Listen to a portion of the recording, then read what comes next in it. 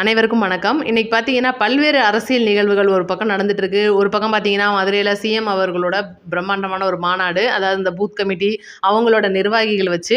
இன்னொரு பக்கம் பார்த்தீங்கன்னா, சீமான் அவர்கள் வந்து திருச்சியில மாநாடு போடுறேன் அப்படின்ற பேர்ல பல காமெடிகள் பண்ணிட்டு இருக்காரு.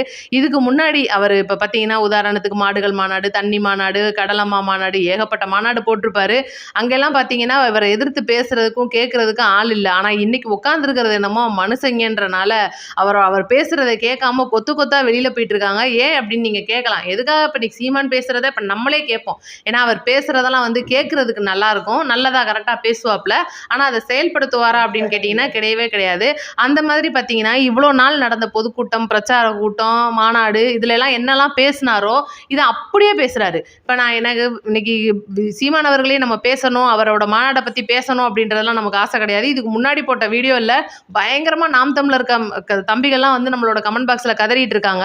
நான் தெளிவாகவே வீடியோவில் சொல்லியிருப்பேன், தம்பிகளா இது வந்து 3 மணிக்கு எடுத்த வீடியோப்பா, அவங்க மீட்டிங்கில் யாருமே இல்லை, உங்களோட மாநாட்டில் காலி சேரா கிடக்கு. இதே இது வந்து தமிழக வெற்றி கழகமாக இருந்தால் முதல் நாள் நைட்டே வந்து எங்கள் தம்பிகள்லாம் படுத்துருவாங்க. என்னப்பா இது, என்னப்பா மாநாடு இப்படி காமெடி பண்ணிட்டு இருக்கீங்கன்னு சொல்லி நான் கேட்டேன். அதுக்கு பார்த்தீங்கன்னா கமெண்ட்ல வந்து பயங்கரமாக கதறாங்க. நான் முன்னாடியே நான் சொல்லியிருந்தேன். இப்போ அதுக்கான ஒரு தெளிவு தான். இப்போ அதை விட்டுருவோம் நம்ம. இன்னைக்கு பார்த்தீங்கன்னா மாநாட்டில் நான் தெரியாமல் கேட்குறேன், 50 கோடி ரூபாய் இருக்கும் எனக்கு தெரிஞ்ச அந்த மாநாடு செலவு பண்ணுற ஒரு காசாக இருந்தால். அவ்வளோ செலவு பண்ணி நீங்கள் தமிழக வெற்றி கழகத்தை பற்றி பேசுறதுக்கு தான் நீங்கள் மாநாடு போட்டிங்களா? இது வந்து முதல் கேள்வி. ரெண்டாவது கேள்வின்னு கேட்டிங்கன்னா, இப்போ இடும்பாவனம் கார்த்திக் எடுத்துக்கோங்க, சாட்டை எடுத்துக்கோங்க, சீமானவே எடுத்துக்கோங்களேன். இப்போ ஒரு ப்ரெஸ் மீட் கொடுக்குறோம் அப்படின்னா தமிழக வெற்றி கழகத்தை நம்ம பேசணும். 16 வருஷம் ஆரம்பித்த ஒரு கட்சியை இன்னைக்கு இந்த அளவில் நீங்கள் முதல் தடவையாக மாநாடு, இவ்வளோ நாள் வந்து நீங்கள் வசூல் பண்ணியிருக்கீங்க, திரள் நிதி, வெளிநாட்டு வாழ் பணம் வருது, இங்கிட்டு பார்த்தீங்கன்னா ஈழத்தமிழர்கள் உங்களை நம்பி காசு கொடுத்துட்டு இருக்காங்க. இதெல்லாம் வந்து உங்களோட ஐடி விங்கோ இல்லை என்னவோ அதெல்லாம் வந்து பார்த்தீங்கன்னா அவங்க வந்து இன்னைக்கு திரள் நிதி திரட்டுவோம்னு சொல்லிட்டு 2 கோடி ரூபாய் இலக்கில் கிட்டத்தட்ட 1.5 கோடி ரூபாய் கிட்ட உங்களுக்கு அமௌண்ட் வந்திருக்கிறதா நீங்களே கணக்கு காமிச்சிருக்கீங்க வெள்ளை அறிக்கை மூலியமா. அப்படி இருக்கும்போது இவ்வளோ செலவு பண்ணி நீங்கள் போட்ட மாநாட்டில் இன்னைக்கு டிவிக்கு பேசணும்னு உங்களுக்கு வந்து அவசியமே இல்லை. உங்களோட கொள்கையை பேசலாம். இப்போ சீமான் எடுத்துக்கோங்க, 234 தொகுதிக்குமான வேட்பாளர் அறிவிக்கிறாரு, நல்ல விஷயம். இது அவங்களோட கட்சி, அவங்களோட பணம். ஆனால் பார்த்தீங்கன்னா இவ்வளோ நாள் வந்து தமிழக வெற்றி கழகத்தை ஒரு மோசமாக விமர்சனம் பண்ணுறதும் சரி, தமிழக வெற்றி கழக தலைவரை மோசமாக விமர்சனம் பண்ண சாட்டை அவர்களும் சரி, இன்னைக்கு நான் வந்து போட்டியிடலை அப்படின்னு பின்வாங்கியிருக்காரு. சரி, அது ஒரு பக்கம் போட்டோம். சாட்டையெல்லாம் நின்னாலும் தோத்து தான் போகிறாப்புல. 10 ஓட்டு 15 ஓட்டு வாங்கிட்டு அசிங்கப்படுறதுக்கு நிற்காமே விட்டுருவோம்டா அப்படின்னு சொல்லிட்டு விட்டுட்டாப்புல. அதனால் அதை பற்றி நம்ம பேச விரும்பலை.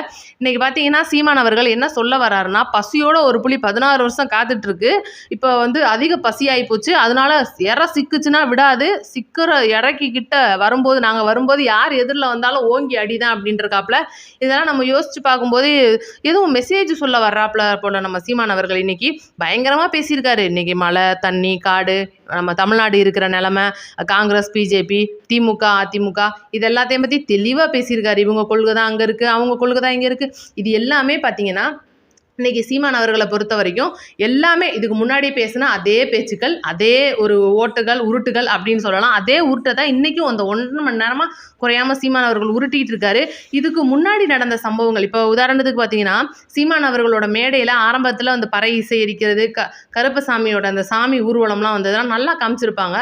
ஆனால் கருப்பசாமியே நம்ம சாமியாக பார்த்துருப்போம். ஆனால் பார்த்தீங்கன்னா இன்றைக்கி கருப்பசாமி வந்து அருள் வந்து வருவாங்க, நம்ம பார்த்துருப்போம், மாலை போட்டு நம்மளுக்கு ஒரு பக்தி பரவசமாக இருக்கும். ஆனால் ஹெட்ஃபோன் கையில் மைக்கோடையும் வந்த கருப்புசாமி இன்னைக்கு தான் நம்ம பார்த்துருக்க முடியும். இந்த சாதனைகள்லாம் யார் சொந்தக்காரன்னு கேட்டால் நம்ம சீமான் தான்.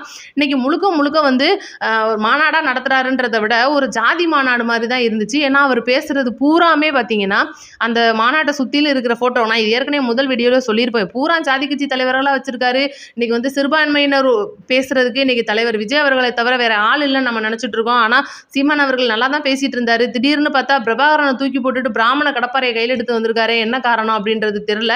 ஏன்னா இவ்வளோ நாள் வரைக்கும் எங்கள் தலைவர் பிரபாகரன் அப்படின்னு பிரபாகரத்துக்கு ஒரு சின்ன புகழாரத்தை சூட்டி முடிச்சுட்டு அடுத்து பார்த்தீங்கன்னா பிராமண கடப்பாறைக்குள்ளே போறாரு. இவர் என்னதான் சொல்ல வராரு? ஆரம்ப கட்ட காலங்களில் அரசியலில் திராவிடத்தை எடுத்து கையில் எடுத்துட்டு வந்திருந்தாரு. அதுக்கப்புறம் பார்த்தீங்கன்னா இன்னைக்கு தமிழ் தேசியத்தை கையில் தூக்கிட்டு வந்து தம்பி தங்கைகளை ஏமாத்திட்டு இருக்காரு. இவரோட ஒவ்வொரு வேட்பாளரும் அறிவிக்கிறாங்க பார்த்தீங்கன்னா இப்ப 234 தொகுதிக்குமான வேட்பாளர். அதுல இவரும் ஒரு ஆள் அப்படின்னும்போது, இன்னைக்கு இவரு சீமான் வந்து காரைக்குடி தொகுதியில போட்டியிட போறாரு. அதே காரைக்குடி தொகுதியில தமிழக வெற்றிக் கழக சார்புல பிரபு அவர்களுடைய பேர் அடிபடுது. இன்னும் வந்து அதிகாரப்பூர்வமா வரல அப்படின்னா கூட, இன்னைக்கு அந்த ஒரு தொகுதிய எடுத்துக்கங்க. இப்ப சீமானுக்கு அது சொந்த தொகுதியா இருக்கு. அவர் வந்து அங்க நல்லது செஞ்சிருக்காரு. இதுவரைக்கும் அவர் வந்து என்னெல்லாம் பண்ணியிருக்காருன்றது நமக்கு அது தெரியாது. இன்னைக்கு இது காரைக்குடி தொகுதியில தமிழக வெற்றிக் கழக சார்புல இருக்கிறவங்க ஏகப்பட்ட நலத்திட்ட உதவிகள் ஒரு பக்கம் செஞ்சுட்டு இருக்காங்க. அதை விட ரொம்ப முக்கியமானது திமுகவோட ஒரு மூர்த்தி அப்படின்ற ஒரு அமைச்சர் கையில நீங்க அந்த தொகுதி இருக்கு. பெரிய தொகுதி அப்படின்னே சொல்லலாம். இன்னைக்கு வந்து சீமான் அவர்கள் இந்த தொகுதியில போட்டியிடுறாருன்னு இன்னைக்கு வெளிப்படையா அறிவிக்கும் போது பயங்கர நடுக்கத்தோட அறிவிக்கிறாரு. தன்னோட வேட்பாளர்கள் பேர் ஒவ்வொன்றா சொல்லும்போது பார்த்தீங்கன்னா அண்ணனோட கண்ணில் பயங்கரமா பயமா இருக்கு. ஏன்னு தெரியல. இந்த வேட்பாளர்கள்ல ஒரு 20% பேருக்கு மேல இருக்கிறவங்களுக்கு வழக்கு இருக்குன்னு சொல்லி தகவல்கள் சொல்றாங்க. இதுக்கு முன்னாடி இந்த வீடியோல நான் சொல்லியிருப்பேன். இப்போ இடும்பாவனம் கார்த்தி எடுத்துக்கங்க. அவர் மேல 2 பெண்கள் வழக்கு கொடுத்துருக்காங்க.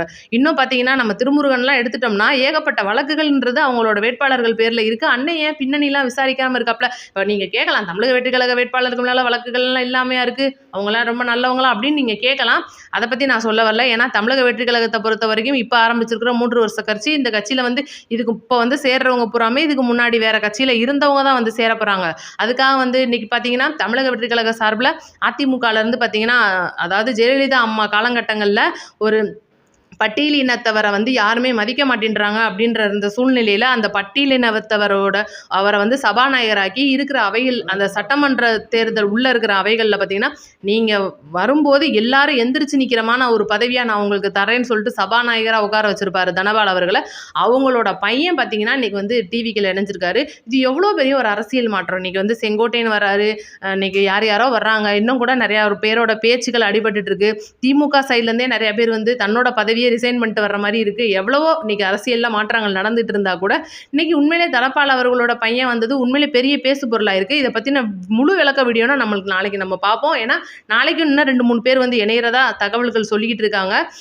இதுதான் நம்ம சொல்ல முக்கியமான விஷயம். இன்னைக்கு பார்த்தீங்கன்னா சீமான் அவர்களோட ஆரம்பகட்ட பயமே நான் முதல் வீடியோவில் சொல்லியிருப்பேன். என்னன்னு கேட்டிங்கன்னா, இன்னைக்கு விஜய் அவர்களோட சின்ன அறிவிப்போ இல்லை வேற ஏதாவது முக்கியமான அறிவிப்போ தமிழக வெற்றி கழக சார்பிலேருந்து ஏதாவது ஒரு சின்ன அறிவிப்பு வருது அப்படின்னா சீமான் அவர்களுக்கு பயங்கரமாக பயம் வந்துடும். ஏன்னா முழுக்க முழுக்க மக்கள் வந்து அதைத்தான் பார்க்க விரும்புகிறாங்க. இவர் பேசுகிற அதே பழைய கதை எல்லாருமே, இப்போ நான் உட்பட எல்லாருமே வந்து சீமான் அவர்கள் இன்னைக்கு ஏதாவது புதுசாக பேசுவார், நல்லா பேசுவார்ப்பா, நல்ல சிறந்த பேச்சாளர், சிறந்த சிந்தனையாளர், ஒரு நல்ல தலைமை உள்ளம் கொண்ட ஒரு அண்ணன். ஏன்னா நமக்கும் வந்து சீமான் அவர்கள் அண்ணன் தான். நம்ம வந்து இன்னைக்கு சீமான் அவர்களை எந்த விதத்திலையும் மறுத்து பேசலை, பழிச்சு பேசலை. என்னைக்கு இவங்க தமிழக வெற்றி கழக தொண்டர்களையும் தலைவர் அவர்களையும் ரொம்ப மோசமாக விமர்சிக்க ஆரம்பிச்சாங்களோ, அதாவது ஒரு படத்தில் காமெடி இருக்கும், அரண்மனை படத்தில் சந்தானம் காமெடி, எதுக்கு வந்தோம்னே தெரியாமல் நெச சமையல்காரனாவே மாறிட்டாங்கன்னு சொல்லுவாங்கல்ல, அதே மாதிரி எதுக்கு கட்சி ஆரம்பிச்சோம்னே தெரியாமல் இன்னைக்கு தமிழக வெற்றி கழகத்தை பறைசாற்றுறதுக்கும், அதாவது ரொம்ப அசிங்கப்படுத்துறதுக்கும், தமிழக வெற்றி கழக தலைவரை ரொம்ப கேவலமாக பேசுறதுக்கும், அங்கே இருக்கிற தொண்டர்கள் அணில் குஞ்சு ஆம குஞ்சு அது இதுன்னு சொல்லி போட்டி போட்டு விளாண்டுக்கிட்டு இருக்கிறதுக்குமே இவங்க கட்சி ஆரம்பித்த மாதிரி இன்னைக்கு மாநாடு நடத்தி முடிச்சிருக்காங்க. ஆரம்ப கட்டத்தில் இன்னைக்கு சீமான் வந்து என் தம்பி தானே விஜய் அவர்கள் வரட்டும், அரசியலுக்கு வரட்டும், வந்து மக்களுக்கு நல்லது பண்ணட்டும்னு சொல்லி வரும்போது ரொம்ப ஆதரிச்ச நம்மளோட சீமான் அவர்கள் அதுக்கப்புறம் எதிர்க்கிறதுக்கு காரணம்னு கேட்டிங்கன்னா, விஜய் அவர்கள் வந்து கொள்கை தலைவராக பெரியாரை வச்சது. ஏன்னா சீமான் அவர்கள் பெரியாரை எதுக்குறாரு, எப்போ இருந்து எதுக்குறாரு, விக்கிரவாண்டியில் விஜய் அவர்கள் போட்ட மாநாட்டில் கொள்கை தலைவர் படமாக பெரியார் அவர்களே வச்சதுக்கப்புறம், அதுக்கப்புறம் பார்த்தீங்கன்னா 2024 12வது மாதம் வரைக்கும் பார்த்தீங்கன்னா தன்னோட ட்விட்டர் பேஜில் பெரியார் அவர்களை போற்றி பயங்கரமாக வந்து மெசேஜ் சொல்லியிருப்பாப்ல. என்னடா திடீர்னு இப்படி இருந்த மனுஷன் இப்படி ஆயிட்டாருன்னு காரணம் கேட்டதுக்கு அப்புறம் தான் தெரிஞ்சிச்சு. பெட்டிகள்லாம் பல இடங்கள்ல இருந்து வந்திருக்கிறனாலையும் நீங்கள் தனியாக தான் நிற்கணும்னு அசைன்மெண்ட் கொடுத்திருக்கிறதுனாலையும் வேற வழி இல்லாமல் இன்ன வரைக்கும் தன்னோட அரசியல் பயணங்களை தொடர்ந்துகிட்டு இருக்காரு. அதுதான் முக்கியமான காரணம். இதை தவிர்த்து இன்னைக்கு நம்ம தமிழர் கட்சியை பற்றி பேசுறதுக்கு வேலையில்லை. இது வந்து மக்களுக்கு நல்லாவே புரியும். ஏன்னா எல்லா இடங்கள்லையும் போய் எப்போ எடுத்தாலும் போய் வேட்பாளர் போய் எல்லாமே பொய்யின் போது இந்த கட்சியில் வந்து நாம் தமிழர் அப்படின்ற ஒரு பேர் இருக்குதுன்றதுக்காகவும் தலைவர் பிரபாகரன் அவர்களை சொல்லி இவர் வந்து ஏமாத்துறதுக்காகவும் ஏதோ 4-5 பேர் வேணா நம்பிட்டு இருக்கலாம். இன்னைக்கு மொத்த தமிழக மக்கள் வந்து இப்போ நிறைய பேர், நான் உட்பட போன தடவை சீமான் அவர்கள் ஓட்டு போட்டிருக்கேன், இதை நிறைய இடங்களை நான் சொல்லியிருக்கேன். அதனால இன்னைக்கு மக்கள் வந்து சீமான் அவர்கள் சொல்றதை கேட்பாங்களா? ஏன்னா அவர் பேசுறதை கேட்கலாம். இப்போ ஒரு காலத்தில் பார்த்தீங்கன்னா வைகோ அவர் பேசாத பேச்சா, இன்னைக்கெல்லாம் வைகோ அவர்கள் வந்து பேசுறாரு அப்படின்னா ஒரு காலத்தில் லட்சக்கணக்கான பேர் உட்காந்து அதை வேடிக்கை பார்த்துட்டு இருக்கிற காலங்கள்லாம் இருக்கு. இதுக்கு முன்னாடி இருந்த அரசியல் தலைவர்களுக்கும் அரசியல் விமர்சகர்கள் பத்திரிகையாளர் எல்லாருக்குமே தெரியும். அதே போல் கலைஞர் அவர்கள் ஒரு இடத்துல சொல்லியிருப்பாரு, என்னோட பேச்சை கேட்கறதுக்கு இத்தனை லட்சம் பேர் வர்றீங்க, ஆனால் எனக்கு ஓட்டு போட மாட்டேன்றீங்களேன்னு. அந்த ஒரு நிலைமை தான் இன்னைக்கு சீமான் அவர்களுக்கு இருந்துட்டு இருக்கு. வேற வழி இல்லை. அதுதான் இன்னைக்கு தமிழக மக்களோட நிலைமை. ஏன்னா இந்த முழுக்க முழுக்க நாம் தமிழர் கட்சியை அழிக்க போறதுல ஆளா இருக்கிறது சாட்டை துரைமுருகன் மட்டுமே. எப்படி தன்னோட கட்சியை வேற ஒருத்தர்கிட்ட இருந்து புடுங்கி இன்னைக்கு சீமான் கையில கொடுத்து ஏகப்பட்ட இடங்கள்ல பணப்பட்டுவாடாலாம் ஏமாத்தி பார்த்துட்டு இருக்காங்களோ, அந்த ஒரு இடம் பார்த்தீங்கன்னா சாட்டைக்கு தான் பொறுப்பு முழுக்க முழுக்க. ஏன்னா இன்னைக்கு தமிழக பெண்களையும் சரி, குறிப்பாக டிவிகேல இருக்கிற பெண்களையும் சரி, ரொம்ப கேவலமாக பேசிக்கிட்டு இருக்கிற சாட்டை துரைமுருகனுக்கு கண்டிப்பாக இந்த 26ல் தமிழக மக்கள் எல்லாருமே சேர்ந்து உங்கள் கட்சி எங்களுக்கு வேணாப்பா, நாங்கள் உங்களை அப்புறப்படுத்திட்டோம் அப்படின்னு சொல்லி பெண்களும் சரி, மொத்த தமிழக மக்களும் இதை அப்புறப்படுத்துகிற நாள் சீக்கிரமாக வரப்போகுது அப்படின்றது தான் உண்மை. ஏன்னா அவங்களோட வேலையை மறந்துட்டு இன்னைக்கு முழுக்க முழுக்க தமிழக வெற்றி கழகத்தையும் டிவிகேவுமே நாங்கள் பேசுவோம் அப்படின்னு சொல்லி கட்சி நடத்திட்டு இருக்கிறவங்களுக்கு என்ன செய்யறது? நம்ம என்ன பண்ண முடியும்? நம்ம அண்ணன் தானே, நம்ம அண்ணன் சீமான் அவர்கள் நல்லா இருந்தால் நமக்கு நல்லது தானே நினச்சிக்கிட்டு இருக்கிற காலம் போய், என்னடா அது இப்படி ஒரு ஆள் இன்னைக்கு கட்சியில் கஷ்டப்பட்டு சீமான் அவர்கள் திரள் நிதி வாங்கி வளர்த்துக்கிட்டு இருந்த கட்சியை இப்படி கேவலப்படுத்திட்டு இருக்காப்ளே அப்படின்னு நமக்கு நினைக்க தோணுது.